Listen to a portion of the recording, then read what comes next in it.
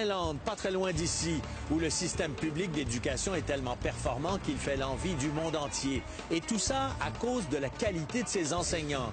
Ils sont soigneusement choisis, bien formés, mais surtout considérés comme des experts à qui on fait confiance.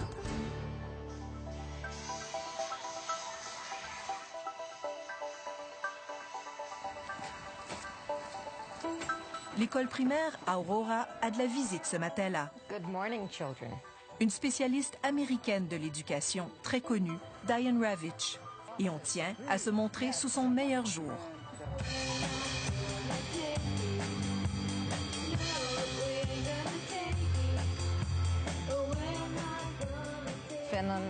La Finlande a la réputation d'avoir les meilleures écoles du monde. Et actuellement, aux États-Unis, il y a tellement de débats sur ce qui constitue une bonne éducation que j'ai voulu venir voir ce qu'ils faisaient ici. Ici, on a l'habitude de voir défiler les délégations étrangères. Le directeur de l'école a même une présentation PowerPoint toute prête pour leur présenter le système scolaire finlandais. How often do you have visitors here from outside? Je dirais une fois par mois. Je pense qu'ils veulent voir de leurs propres yeux si le système d'éducation finlandais a quelque chose de spécial. Depuis 2000, la Finlande, petit pays de 5 200 000 habitants, se classe systématiquement dans le peloton de tête lors des évaluations PISA de l'OCDE qui comparent les apprentissages des élèves de différents pays. Et on cherche la recette de son succès.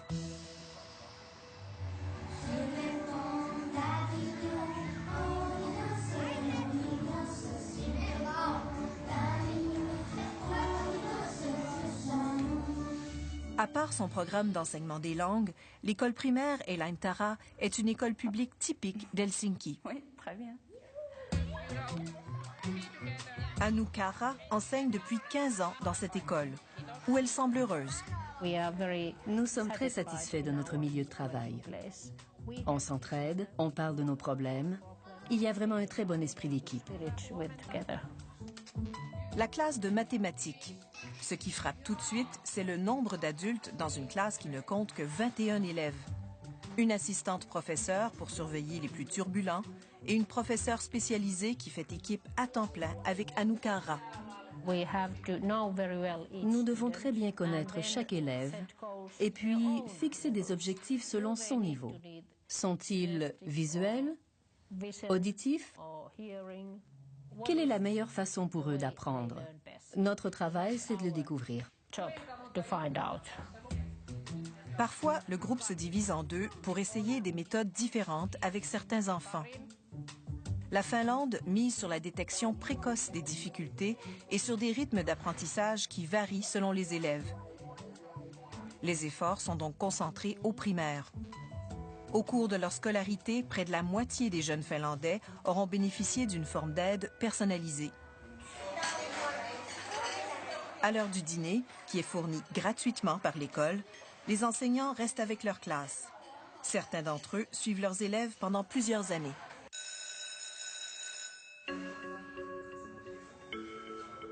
Puis, à 13 ou 14 heures, la journée est déjà finie. De toute évidence, le succès finlandais n'est pas dû au nombre d'heures passées en classe.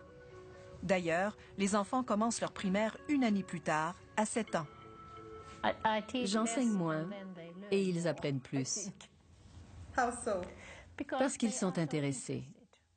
Nous voulons maintenir un niveau élevé de motivation. Et nous pensons qu'elle peut diminuer si nous leur en donnons trop.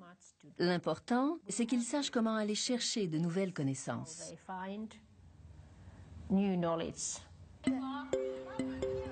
Tia et sa sœur Charlotte ont donc l'après-midi de libre. Direction la maison. En autobus, gratuit aussi pour tous les écoliers. Il y a bien quelques devoirs à faire, mais les fillettes sont loin de crouler sous le travail. Les parents ne s'en plaignent pas. Le couple franco-finlandais vient de quitter la France pour s'installer ici, en grande partie à cause du système d'éducation. Les objectifs éducatifs sont plus réalistes et donc plus faciles à atteindre et par contre ils sont plus suivis aussi. Tu es allé à la bibliothèque après l'école? Non.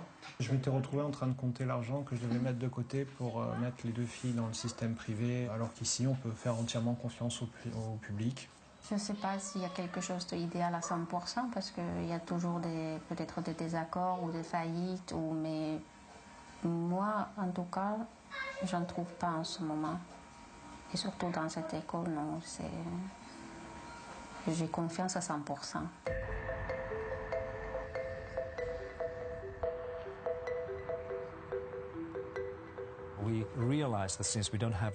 Nous avons compris que comme nous n'avions ni or ni pétrole, il fallait miser sur l'éducation et sur notre population. Pasi Sahlberg est un expert du modèle d'éducation finlandais, qu'il est souvent invité à expliquer aux étrangers. Il dit que le système actuel, bâti patiemment, résulte de choix faits il y a des décennies. La réforme des années 70 visait à créer un système équitable pour tous, qui offrirait les mêmes possibilités à tous les enfants finlandais, quelle que soit leur origine sociale, l'endroit où ils habitent ou la langue qu'ils parlent. Aujourd'hui, la qualité de l'éducation en Finlande varie très peu d'une école à l'autre. C'est l'un des pays où l'impact des disparités sociales sur les résultats des élèves est le plus faible.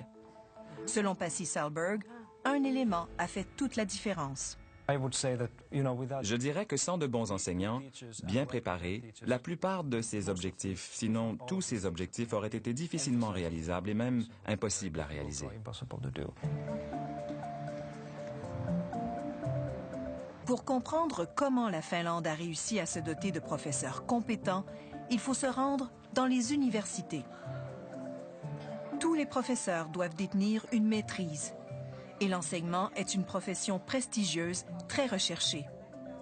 Même si les salaires ne sont pas plus élevés que dans la plupart des pays occidentaux, on se bat autant pour entrer dans les facultés d'éducation qu'en médecine ou en droit. I'm so excited about this because this is my dream. Je suis très content parce que c'est la 3e fois que je postule. J'ai finalement réussi et j'ai très hâte de commencer. Environ 2000 personnes ont posé leur candidature et seulement 120 ont été acceptées. C'est vraiment difficile. Why do you think there's so many people wanting to get in the faculty of education? C'est la passion du métier et les enseignants sont très appréciés en Finlande. Like teachers are appreciated in Finland. Lorsque vous avez un contrôle de la qualité dès le début, quand les étudiants finissent leurs études, on se retrouve dans une situation où il y a beaucoup moins de risques d'avoir de mauvais professeurs. La méthode finlandaise, investir dès le début pour attirer de bons candidats, bien les préparer et leur faire confiance. Nous ne faisons pas confiance à nos enseignants. C'est une grande différence. Les enfants partis, la journée est loin d'être terminée pour Anu et sa collègue Sala. Elle prépare les cours du lendemain. Les enseignants jouissent d'une très grande liberté pédagogique. Ils sont aussi responsables de l'évaluation des élèves, ce qu'ils font constamment. Mais les notes ne sont utilisées qu'à titre informatif pour ajuster l'enseignement.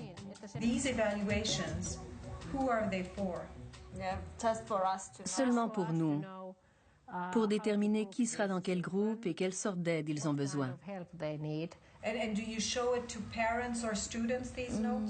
Non, les étudiants les voient, mais nous n'en faisons pas grand cas. En fait, durant les premières années scolaires, les Finlandais fuient autant que possible les évaluations formelles et le stress qui y est associé. Après cela, on croit que les élèves sont mieux outillés pour faire face à la pression et à la compétition qui augmentent graduellement. Les élèves ne sont donc véritablement notés qu'à partir de la 5e année. L'approche est la même pour l'évaluation des enseignants.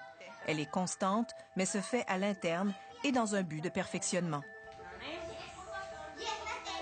À l'école Eläintarha, c'est la directrice qui se charge de l'évaluation.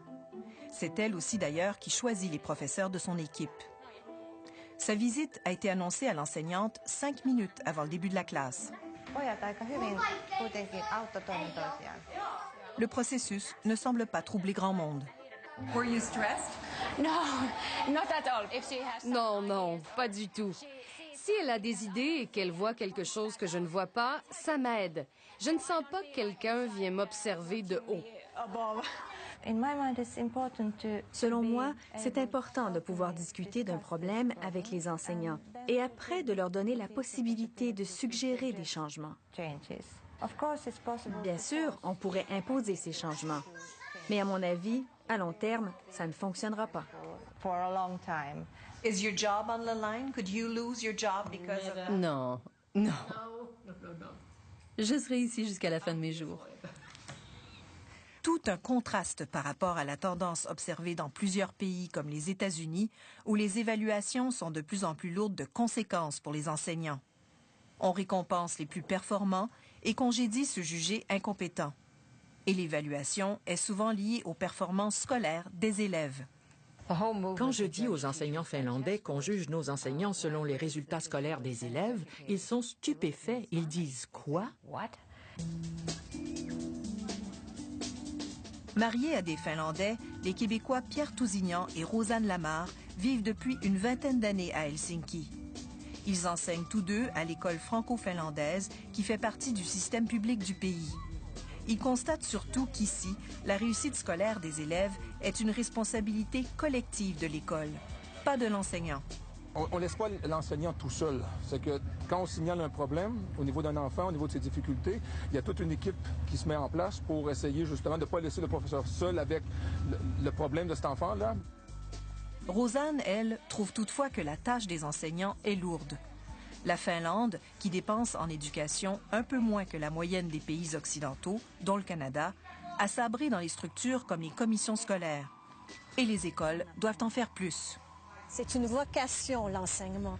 Et quelque part, c'est presque comme être un prêtre. Tu es professeur 24 heures sur 24. Moi, j'ai de mes collègues qui reçoivent des appels de parents le samedi matin puis qui tiennent 1 heure au téléphone. Il y a une espèce de d'éducation du professeur finlandais qui donne beaucoup pour un tout petit salaire, qui est souvent moins bien payé qu'ailleurs, mais qui donne énormément. Il le vit vraiment comme une vocation.